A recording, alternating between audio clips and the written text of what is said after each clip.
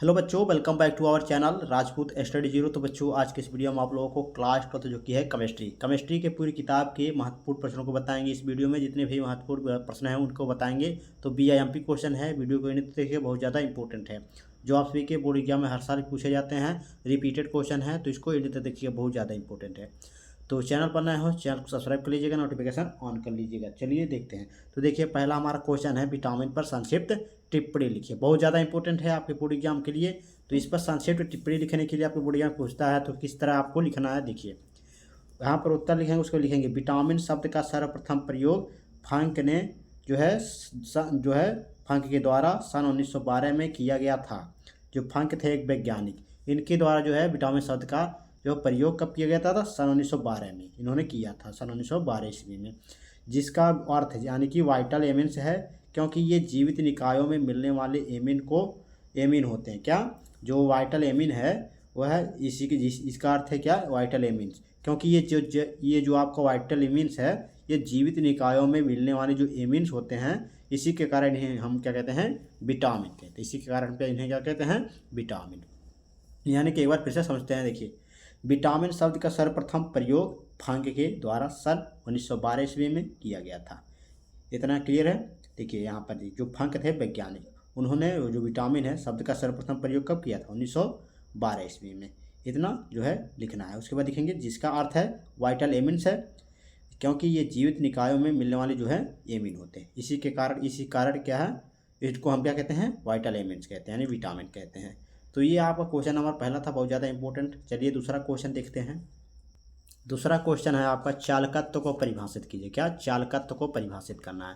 तो देखिए इसका उत्तर हो जाएगा, किसी विद्युत अपघट के 1 घन सेमी बिलियन का जो चालकत्व है उसका विशिष्ट चालकत्व कहलाता है। क्या कोई विद्युत अपघट है, उसकी 1 घन सेमी बिलियन पर जो है चालकत्व, उसका क्या कहलाता है, विशिष्ट चालकत्व कहलाता है। जैसे आपका इसे हम कैपिटल जी से प्रदर्शित करते हैं। क्या जो का चालकत्व है, इसे हम कैपिटल जी से प्रदर्शित करते हैं। इसका फार्मूला होता है G बराबर अपान में R। जो R है आपका यहाँ पर वह प्रतिरोध है, इतना ध्यान दीजिएगा। ये क्वेश्चन नंबर दूसरा है, बहुत इंपॉर्टेंट है। चलिए क्वेश्चन नंबर तीसरा देखते हैं। उसी प्रकार आपका एक और क्वेश्चन है, ये देखिए, वो आपका चालकत्व था, ये विशिष्ट चालकता है। क्या ये विशिष्ट चालकता है, जिसे हम कप्पा से प्रदर्शित करते थे। उसे चालकत्व था, उसे हम कैपिटल जी से प्रदर्शित करते थे, लेकिन इसमें आपका कप्पा है ये। चलिए देखते हैं क्या है, विशिष्ट चालकता से क्या तात्पर्य है, इसका मात्रक भी लिखना है आपको। चलिए उत्तर लिखते हैं। किसी चालक के विशिष्ट प्रतिरोध के व्युत्क्रम को उस चालक की विशिष्ट चालकता कहते हैं। इसे कप्पा से निरूपित करते हैं। क्या जो आपका विशिष्ट चालकता है, किसी चालक के विशिष्ट प्रतिरोध यानी कि R के व्युत्क्रम को क्या कहते हैं, हम उस चालक की क्या कहते हैं, विशिष्ट चालकता कहते हैं। इसे कप्पा से, किसके की तरह रहता है, कुछ यहाँ पर मुड़ा रहता है, इसे हम के से प्रदर्शित करते हैं। जैसे कप्पा बराबर अपान में ये आपका P हो गया। मात्रक इसका semi inverse, ohm inverse, semi inverse, ये आपका मात्रक है। मात्रक नोट्स कर लीजिएगा। चलिए क्वेश्चन नंबर हम चौथा देखते हैं। क्वेश्चन नंबर 4 आपका बहुत ज़्यादा इंपॉर्टेंट है, BIMP क्वेश्चन है। तो देखिए क्वेश्चन नंबर 4 में क्या कह रहा है, कार्बोहाइड्रेट को परिभाषित कीजिए। क्या कार्बोहाइड्रेट को परिभाषित करना है। तो देखिए उत्तर हो जाएगा, कार्बोहाइड्रेट ध्रुवण घूर्णक जो है पॉलीहाइड्रॉक्सी एल्डिहाइड या कीटोन होते हैं। क्या जो कार्बोहाइड्रेट है ध्रुवण घूर्णक या पॉलीहाइड्रॉक्सी एल्डिहाइड या कीटोन होते हैं, या वे पदार्थ होते हैं जो जल अपघटित होकर मोनोसैकेराइड के कई अणु देते हैं। क्या देखिए, कार्बोहाइड्रेट एक है जो है ध्रुवण घूर्णक होता है, और पॉलीहाइड्रॉक्सी एल्डिहाइड या फिर कीटोन होता है, या वे पदार्थ जो आज जल अपघटित होकर क्या करते हैं, मोनोसैकेराइड के कई अणु को देते हैं। ये आपका जो है कार्बोहाइड्रेट के परिभाषा हो गई, बहुत इंपॉर्टेंट है कार्बोहाइड्रेट। तो चलिए अब देखते हैं क्वेश्चन नंबर 5। क्वेश्चन नंबर 4 को जो है तैयार कर लीजिएगा। चलिए 5वें क्वेश्चन को देखते हैं। क्वेश्चन नंबर 5 को देखिए, बहुत ज़्यादा इंपॉर्टेंट है।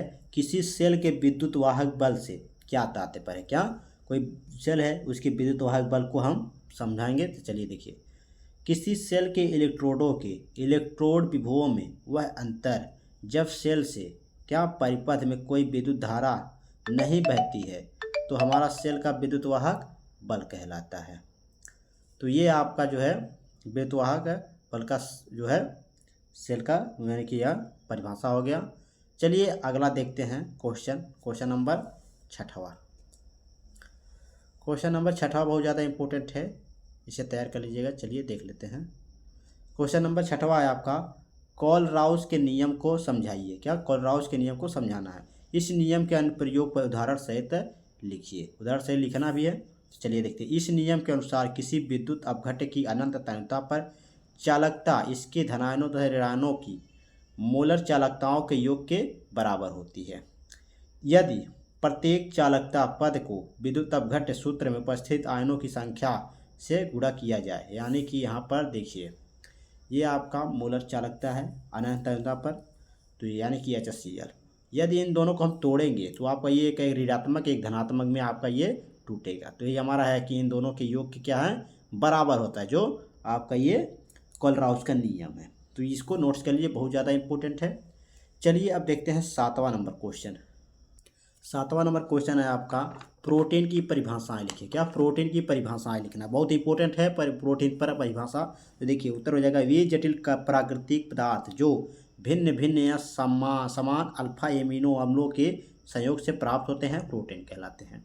यानी कि वे जटिल प्राकृतिक जो पदार्थ हैं जो भिन्न भिन्न या अलग अलग या फिर समान, जो समान यानी एक समान अल्फा जो है अल्फा एमिनो अम्ल जो होते हैं उनके सहयोग से प्राप्त होता है, उसी को हम प्रोटीन कहते हैं। तो ये क्वेश्चन नंबर 7वां है, बहुत ज़्यादा इंपॉर्टेंट है, इसे तैयार कर लीजिए। चलिए हम देखते हैं क्वेश्चन नंबर 8वें को। 8वां नंबर क्वेश्चन आपका देखिए टिप्पणी पे दे देगा। क्या टिप्पणी पे ले लीजिए, ये भी आपके बोर्ड एग्जाम के लिए बहुत ज़्यादा इंपॉर्टेंट है। टिप्पणी में आपका बिंदु दोष जो है इस पर कहेगा बिंदु दोष पर टिप्पणी लिखिए। तो किस तरह आपको लिखना है, देखिए किसी क्रिस्टल में आवयविक कणों की आदर्श व्यवस्था में अनियमितता या फिर विचलन द्वारा जो दोष उत्पन्न होता है उसे हम बिंदु दोष कहते हैं। तो ये आपका बहुत इंपॉर्टेंट है बिंदु दोष। उसके बाद हमारा स्कंदन आ जाता है। स्कंदन आपका 9वां नंबर है, बहुत ज़्यादा इंपॉर्टेंट आपका ये है। देखिए जब कोलाइडी कणों पर जब कोलाइडी कणों पर से आवेश को हटा लिया जाए तो ये कोलाइडी कण एक दूसरे से संयुक्त होकर बड़े कण का निर्माण करते हैं। यानी कि जब कोलाइडी कणों पर से जब हम आवेश को हटा लेते हैं तो वह जो कोलाइडी कण होते हैं एक दूसरे को संयुक्त होकर क्या मिलकर एक बड़े कण का क्या कहते हैं, निर्माण करते हैं। जैसे इसी हम इस प्रक्रिया को ही हम क्या कहते हैं, स्कंदन कहते हैं। तो बहुत ज़्यादा इंपॉर्टेंट है। तो ये आपके 9वां नंबर आपका था। चलिए एक क्वेश्चन और देख लेते हैं। अगला हमारा क्वेश्चन है 10वां नंबर क्वेश्चन। 10वां नंबर क्वेश्चन में है, प्रासरण क्रिया तथा विसरण क्रिया में अंतर। क्या प्रासरण और विसरण क्रिया में अंतर बताना है। तो एक तरफ आप लिखेंगे प्रासरण क्रिया, एक तरफ लिखेंगे विसरण क्रिया। तो देखिए प्रासरण क्रिया में पहला है, प्रासरण में अर्धपारगम्य झिल्ली का होना अनिवार्य। क्या है, जो प्रासरण में अर्धपारगम्य झिल्ली होती है उसका होना अनिवार्य है। विसरण क्रिया में देखिए विसरण के लिए अर्धपारगम्य झिल्ली का होना आवश्यक नहीं है, इसमें आवश्यक नहीं है। दूसरा है प्रासरण क्रिया में, प्रासरण में विलायक के कण केवल एक दिशा में विसरित होते हैं। क्या, जो प्रासरण क्रिया है इसमें जो प्रासरण में विलायक होते हैं उसके जो कण होंगे वो केवल एक ही दिशा में क्या होंगे, विसरित होंगे यानी फैलेंगे। उसके बाद विसरण क्रिया में देखिए, विसरण क्रिया में विलय तथा विलायक दोनों के कण प्रत्येक दिशा में विसरित होते हैं, प्रत्येक दिशा में जो है विसरित होते हैं। उसके बाद देखिए आपका प्रासरण क्रिया में तीसरा देखिए, प्रासरण क्रिया में क्या है, देखिए तीसरा देखिए, प्रासरण क्रिया केवल द्रव अवस्था में होती है। क्या, जो प्रासरण क्रिया है वो केवल द्रव अवस्था में ही होती है। लेकिन विसरण क्रिया में क्या है, देखिए विसरण क्रिया जो है वह ठोस, द्रव व गैस किसी भी अवस्था में हो सकती है।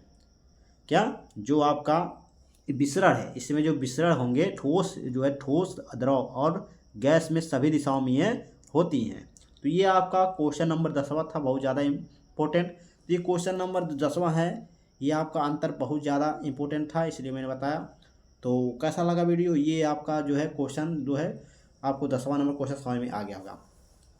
तो आपको ये टोटल 10 क्वेश्चन तैयार कर लेने हैं, आपके बोर्ड एग्जाम के लिए बहुत ज़्यादा इंपॉर्टेंट है। तो कमेंट बॉक्स जरूर बताइए कैसा लगा वीडियो, कमेंट बॉक्स जरूर बताइएगा। और देखिए आपको किसी भी सब्जेक्ट में कोई भी दिक्कत हो तो कमेंट कीजिएगा, उस पर वीडियो बनाया जाएगा बहुत ही आसान शब्दों में। अगर आपको कोई भी सब्जेक्ट नहीं समझ में आ रहा तो कमेंट कीजिए, उसको बहुत ही अच्छे तरीके से आपको समझाया जाएगा। तो कैसा लगा वीडियो कमेंट बॉक्स में जरूर बताइएगा। चैनल पर नए हो चैनल को सब्सक्राइब कर लीजिएगा, ज़्यादा से ज़्यादा शेयर कीजिए, जो ये वीडियो है इसको ज़्यादा से ज़्यादा शेयर कर दीजिए। तो चलिए मिलते हैं आप सभी से इसी तरह के वीडियो के साथ। धन्यवाद।